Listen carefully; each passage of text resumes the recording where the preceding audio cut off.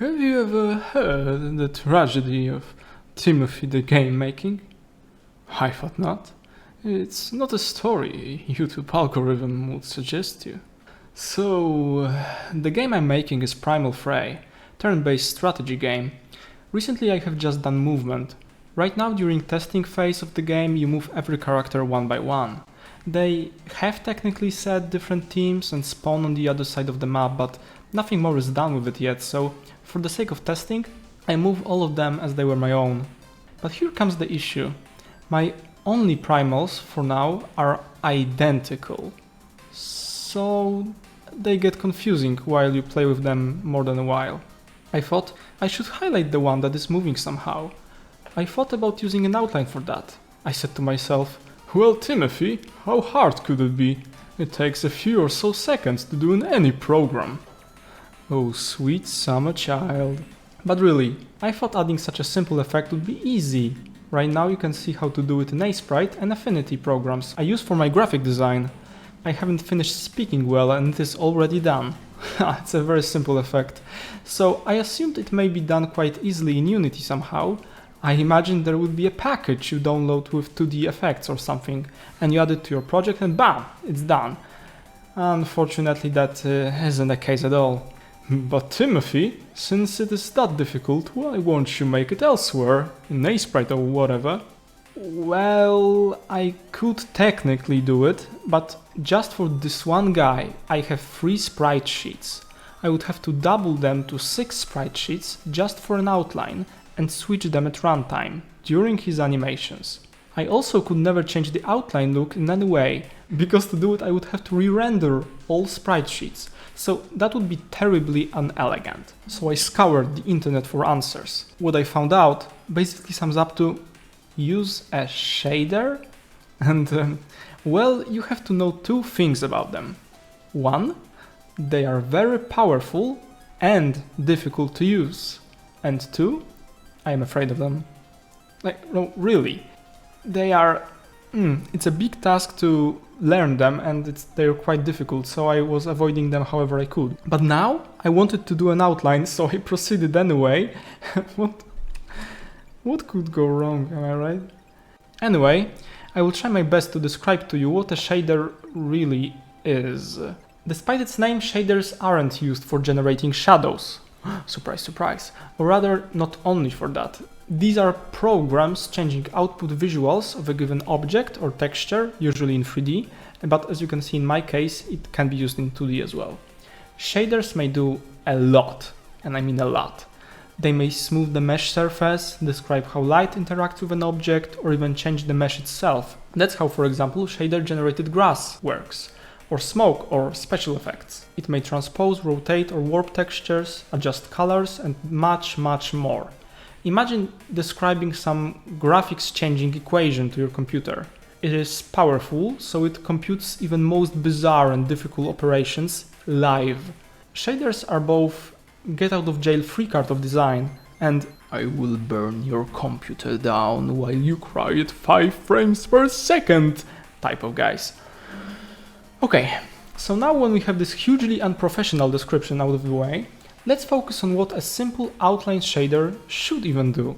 So imagine, you are the God-powered mastermind. You may tell your computer to perform any simple actions, which should result in creating an outline. What would you even do with the image? I didn't come up with it myself. What's internet for, right? So apparently the best solution is this. You copy your image, paint it whole white, and then hide it beneath the original. Then you move it to the side. In pixel art case it would be best if you moved it an equal number of pixels, not to break the retro. Now you have a right part of an outline. Now we repeat this action 3 more times, shifting in the other directions. And we have it. A word of wisdom though, this technique is only good for thin outlines. As we try to make it thicker, it stops being uniform. The point of that happening is quite far for this guy because he's thick as heck, but if we use the same method on someone thinner, it will happen faster, so be wary of that. Okay, now when we know what to do, we go to Unity. The good news is there is a node-based system for writing shaders, so we may just drag and drop nodes to tell the algorithm what to do. In the dark past, we would have to write the shaders in code, which I consider to be black magic, and to any one of you that have done that in the past. But future is now, old man, so let's begin. First, we add our main texture. It's basically a texture reference, so that the shader knows what its input is. You may see the texture is squashed. That's because there is an unwritten rule that I didn't know about, of course, about how sprite sheets should be square, and well, mine aren't, they're long. But don't worry about it, the result will turn out fine. Now we have to add another texture. Make it white and shift it right.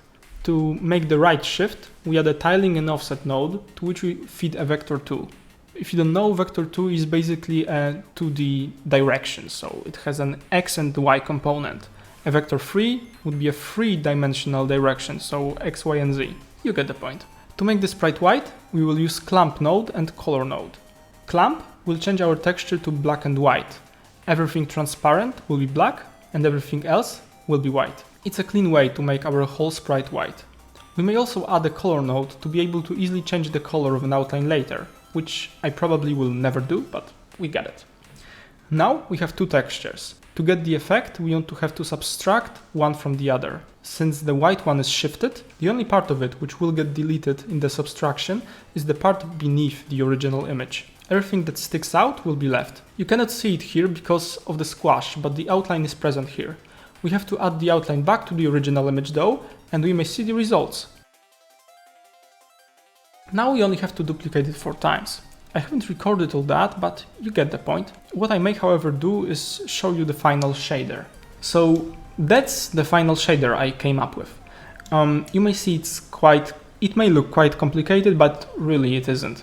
And this is my main picture, which I am adjusting, and it has some weird artifacts. These are basically a transparent pixels which still carry the color information, and that's an issue with the program I exported the sprite sheet with. I didn't know it carries such information, but here we have some steps to remove it. Here we have the final outline, which is built here.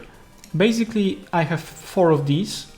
Each block does what I've already described you. So it takes the picture, it shifts it by thickness, which I give here. I have an X thickness and then Y thickness because my sprite sheet is in a square and it's long, so they have to be different. So basically I shifted right, left, top, bottom.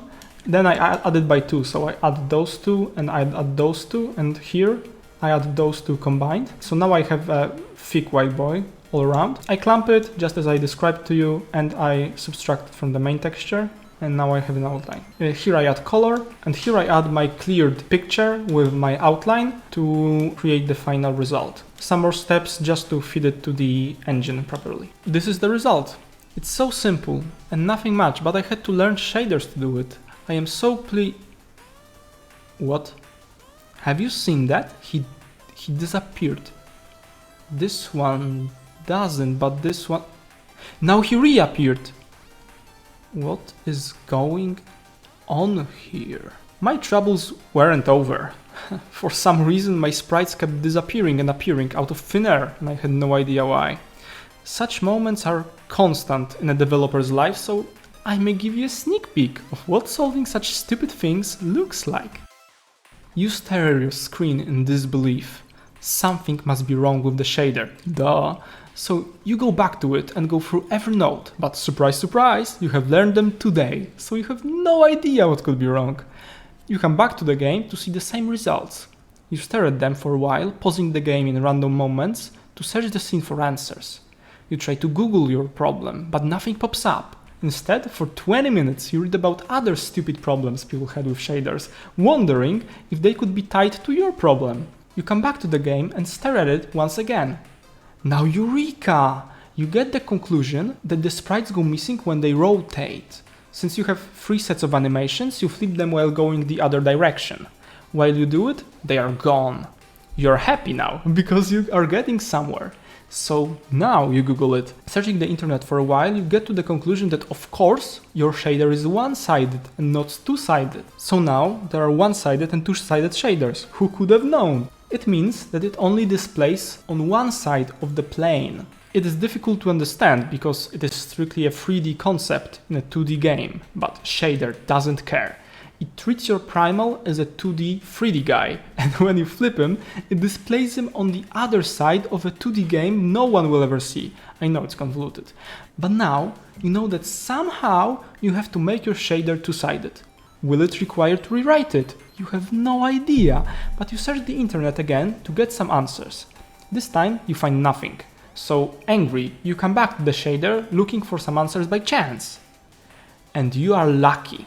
Of course, in the main texture reference, on the second page, there is a single tick box, which if you click, it makes the shader two-sided. Just like that. A single click resolves your problem, but you spend more than an hour to get to it. Welcome in game dev hell. So, being a game developer isn't easy. What I thought would take me 15 minutes came out as 2 days of work, and what should take a single click, more than an hour. The biggest obstacle is always your knowledge, or rather lack of. I wasn't ready for this shader journey, but now when it's behind me I am glad I took it. I will for sure use more shaders in my game, as their power is often incomparable to other methods you could use instead. But anyway, that's all for today. I hope you like this meme-infused extravaganza of a devlog. You want to see more? Give me a sub, a like and a comment. I reply to everyone. Stay strong fellas and write some shaders. Cheers.